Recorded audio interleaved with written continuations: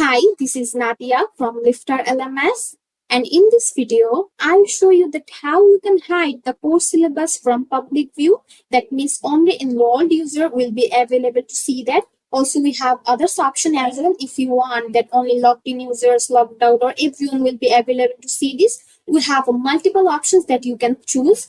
So now if I view this as a visitor, I'm not available to see the course syllabus block because I have restricted that for visitors. So only enrolled users will be available to see my course syllabus.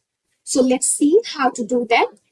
First, we have to visit a specific course and we have to click on edit. So here is our course content and here is our course syllabus block.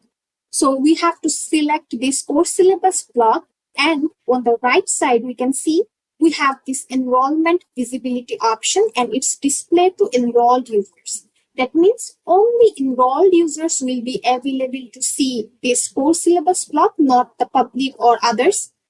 We have a couple of options. If you choose everyone, that means everyone will be available to see this. If you choose non-enrolled users or visitors, that means only non-enrolled users and visitors will be available to see this.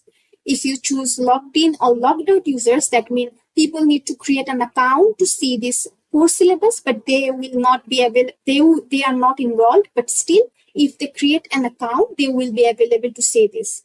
So I'll choose non-enrolled users or visitors to show you an example. So if I open this, you can see now I'm enrolled in this course, but I'm not available to see this course syllabus because I selected that only non-enrolled users will be available to see this.